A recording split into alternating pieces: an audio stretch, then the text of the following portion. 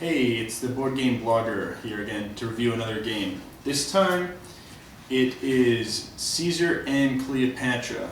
It's a quick, light card game published by Grande Games, developed by Wolfgang Ludtke.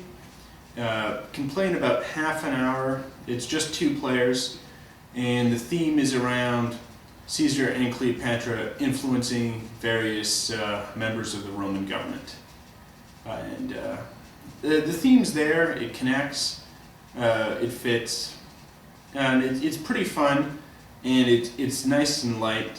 I mean, there's strategy to it, for sure, but you can play it in about half an hour, which, you know, it's nice to kill some time. Anyway, why don't we look at how the game itself's played. Okay, so here's a basic setup of the board.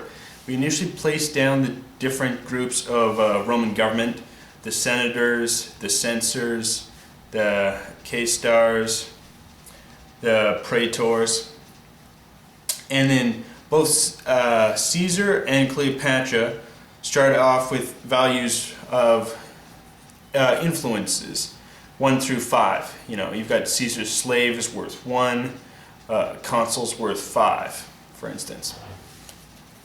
They then distribute 1 through 5 amongst the various senators and members of the government, and then start with a hand of 1 through 5 for Caesar. So then on the player's turn, they can do one of 2 different things. They can decide to just discard some cards in their hand, draw new ones if they feel like they've got garbage. They can play these special action cards, which at the beginning of the game, the player decides to sort through and stack how he wants, and they can do different things, such as assassination, remove one of your opponent's face-up influence cards, or scout is reveal what they are. So if I, as Caesar, had played this scout action card, I could flip over and see the value of the card that Cleopatra had. I then can also place influences of up to 2 influence. And so let's say I'm going to place down a 2 centurion here at the senator and a 5 consul here at the praetor. Now that I'm done, I also draw a vote of confidence. Select the topmost senator.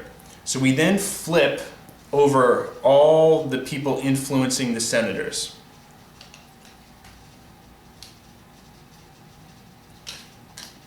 Now, since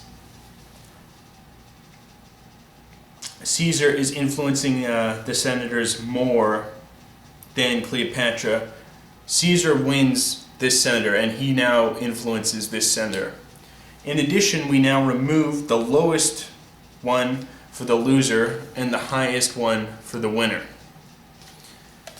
And then this stays in place, and we know this is face up to continue influencing the senators.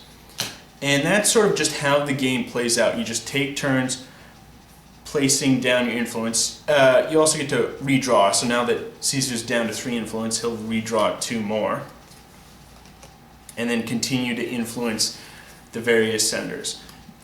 You win the game at the end by getting 1 victory point for each senator, an additional 1 for controlling the most, or say most censors, and if you control all of one group of government, you get an additional victory point. And you also are given at the beginning of the game, it's optional if you want to play with these influence bonuses. So, you know, you distribute 1 to each player at the beginning of the game. This one is, if you have 3 senators, you get 2 influence bonus. So it's just sort of a hidden goal that's optional to play with. So it's a quick, light game. You're just trying to gain control of the senators. But there is strategy involved. It's how you decide to stack up, because you're going to lose your highest value influence token if you win, and your lowest if you lose. So there's some strategy in that. It's which action cards you flip, because you're always going to have to draw the top one. And so at the beginning of the game, you preset your action cards. and they do various things. So there's some strategy in it, but it's quick. It's a nice game. Not every one of these votes of confidence are for someone. You know, some are just, there's no vote today, so you continue placing.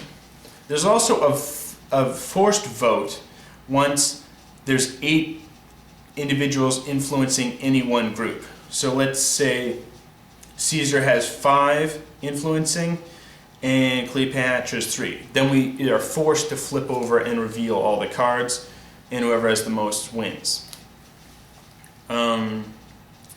So it's pretty simple on the surface, but there's a lot of depth to the game. It's pretty fun. There's this special bonus philosopher card, which actually gives the winner of the flip to the person with the lowest. And you know, servant leadership there. Who's the lowest is actually the highest. So it's a fun game. I'd recommend getting it if you don't have a quick 2-player game, but there's nothing unique or special about it. So if you already have a quick 2-player card game, you don't have to rush out and get it. If you don't, though, it's one worth picking up. And that's all. Have fun gaming.